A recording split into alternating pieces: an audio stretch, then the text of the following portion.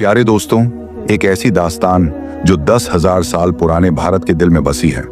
यहाँ मिट्टी के घरों और घने जंगलों के बीच गूंजती थी एक शहंशाह की मोहब्बत, महाराण और उसकी 3 शहजादियों झर्रीन, नूरी और समीरा की कहानी।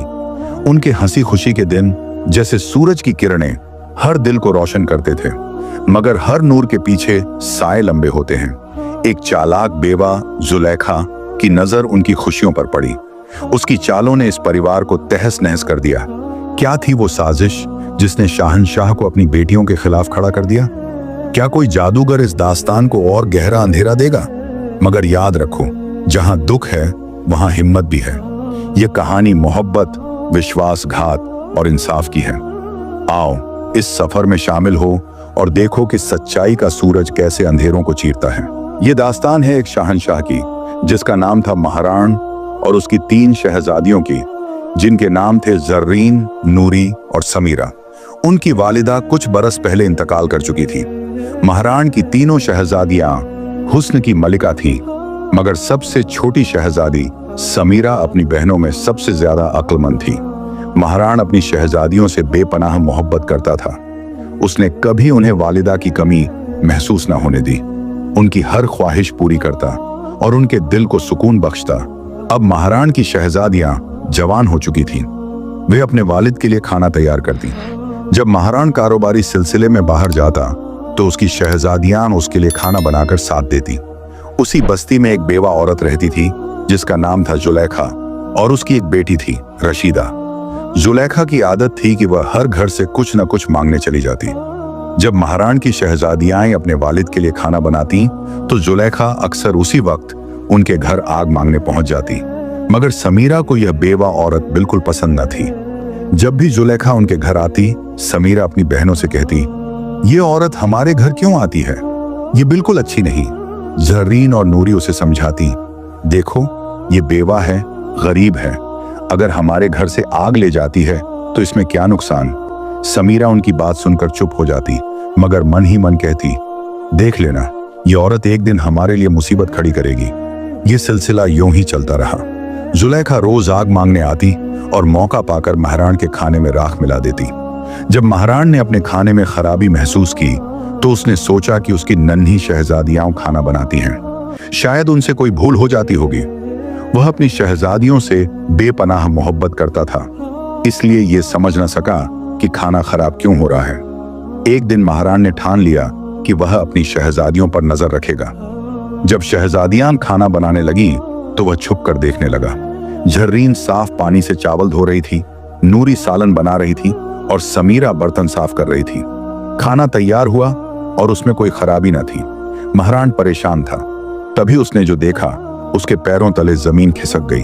उसने देखा कि जुलेखा आग मांगने आई है और समीरा उससे बहस कर रही है। झर्रीन और नूरी उसे समझा रही थी, कोई बात नहीं, इसे आग लेने दो। मगर जुलेखा ने नजरें चुराकर महाराण के खाने में राख मिला दी और सारा खाना खराब कर दिया। महाराण को गुस्सा आया। अगले दिन उसने जुलेखा को बुलाया और पूछा, तुम्हारी हिम्मत कैसे हुई मेरा खाना खराब करने की? जुलेखा नाटकीय अंदाज में उसके पास आई, उसके सीने पर हाथ फेरते हुए बोली, अरे मैं तो ये देख रही थी कि तुम अपनी शहजादियों से कितना प्यार करते हो। खाना खराब होने पर तुम उन्हें डांटते हो या नहीं? मगर तुम तो बड़े नेक इंसान निकले। अब मुझे यकीन हो गया कि तुम अपनी शहजादियों से बेपनाह मोहब्बत करते हो। आइंदा ऐसा ना होगा। महाराण उसकी बातों और खूबसूरती से प्रभावित हो गया। उसने बिना अपनी शहजादियों की इजाजत के जुलेखा से शादी कर ली और उसे अपने घर ले आया। शादी के कुछ ही रोज बाद जुलेखा ने महाराण की तीनों शहजादियों से नफरत शुरू कर दी। वह चाहती थी कि ये शहजादियां घर से निकल जाएं। उसने तरह तरह की चालें चली। वह सोचती थी कि अगर शहजादियां चली जाएंगी तो वह और उसकी बेटी रशीदा ऐश की जिंदगी जी सकेंगी। जुलेखा जानती थी कि महाराण अपनी शहजादियों से कितना प्यार करता है।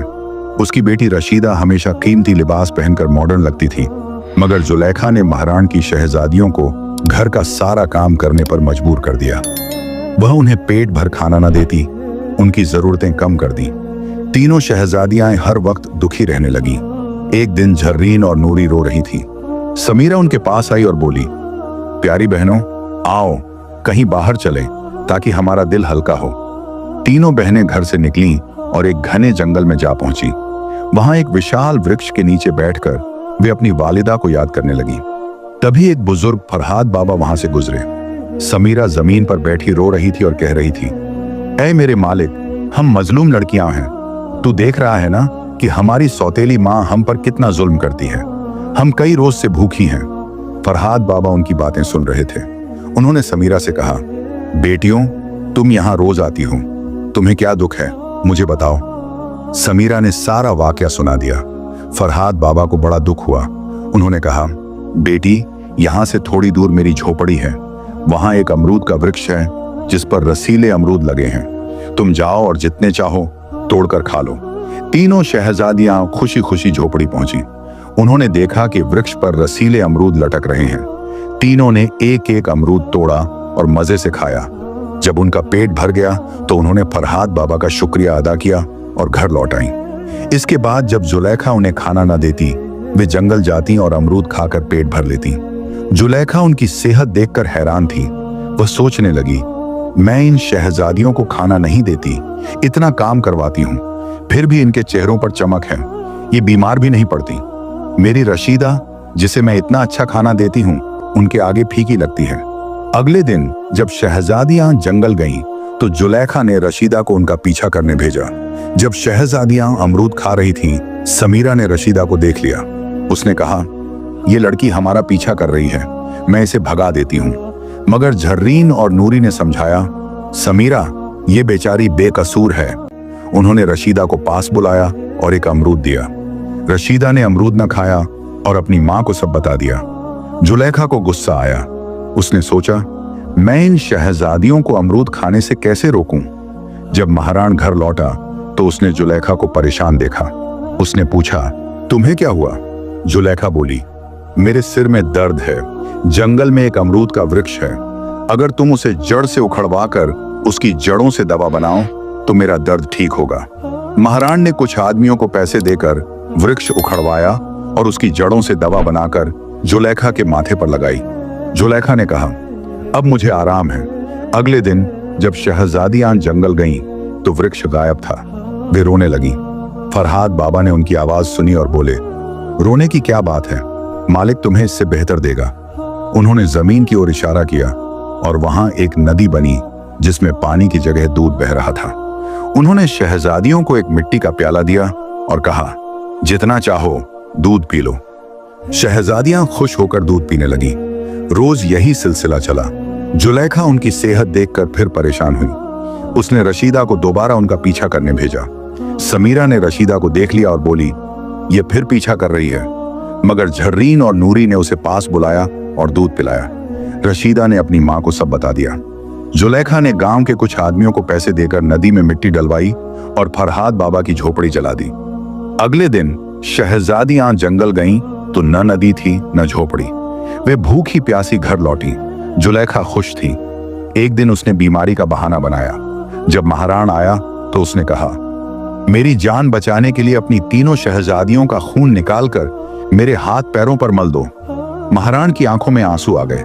वह अपनी शहजादियों को ढूंढने निकला। कब्रिस्तान में उसने देखा कि तीनों अपनी वालिदा की कब्र पर रो रही हैं। महाराण का दिल कांप उठा। उसने फैसला किया कि वह अपनी शहजादियों को कहीं दूर ले जाएगा। महाराण उन्हें एक घने जंगल में ले गया, मिट्टी का चूल्हा बनाया और खाना खिलाया। जब शहजादियां सो गईं, वह उन्हें छोड़कर भाग गया। उसने एक हिरण का शिकार किया और उसका खून जुलेखा को दे दिया। जुलेखा ने खून लगाया और खुश हो गई, ये सोचकर कि शहजादियां मर चुकी हैं। जंगल में शहजादियां जागी तो अपने वालिद को न पाया। वे डर गईं और रोने लगीं। उसी जंगल में 3 दोस्त बहराम, जफर और आसिफ शिकार के लिए आए। बहराम ने रोने की आवाज सुनी और कहा, कोई मुसीबत में है। उन्होंने शहजादियों को देखा और उनकी कहानी सुनी। तीनों ने उनसे शादी कर ली। समीरा की शादी बहराम से हुई। उनके घर पास पास थे। 1 बरस बाद समीरा के बेटे जोहर की पैदाइश हुई। 2 बरस बाद बहराम ने जंगल में शिकार का इरादा किया, मगर उसके दोस्तों ने मना कर दिया। बहराम अकेला गया और लौटा नहीं। समीरा परेशान हुई।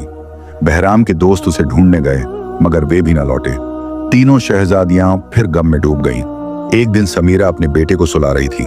दरवाजे पर दस्तक हुई। एक बुजुर्ग मौलवी सलीम हरे लिबास में खड़ा था।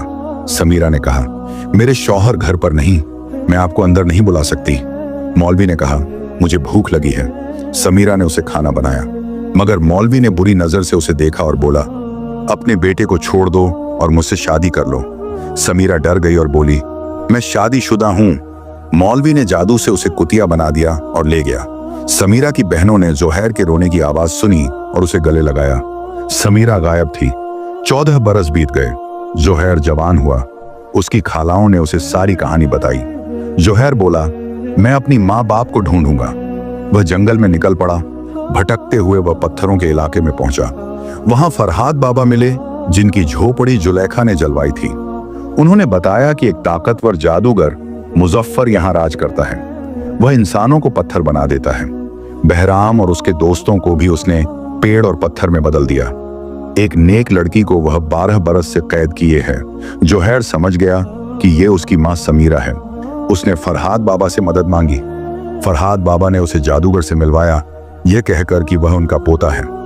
जादूगर ने जोहैर को पसंद किया और बोला, कल तुम एक लड़की को मेरा पैगाम दोगे, मैं उससे शादी करना चाहता हूं। जोहैर खुश हुआ। उसने समीरा की अंगूठी फूलों में छुपाई जो बहराम ने उसे दी थी। रोज वह गुलदस्ता लेकर समीरा के पास जाता। एक दिन जब दासी न थी, जोहैर ने अंगूठी समीरा के कदमों में रख दी। समीरा ने अंगूठी पहचान ली और बेटे को गले लगाया। समीरा ने जादूगर से उसकी ताकत का राज पूछा। जादूगर ने बताया कि उसकी जान एक तोते में है जो जंगल में एक पिंजरे में बंद है। जोहैर ने फरहाद बाबा की मदद से तोते को ढूंढा और उसे आजाद कर दिया। जादूगर की ताकत खत्म हो गई। समीरा, बहराम और उसके दोस्त आजाद हुए। पत्थर बने लोग फिर इंसान बन गए। जोहैर अपनी माँ, बाप और ताया ताइयों को लेकर घर लौटा। महारान को जब सच पता चला तो उसने जुलेखा को घर से निकाल दिया। समीरा और उसकी बहनों ने अपने परिवार के साथ सुखी जिंदगी बिताई।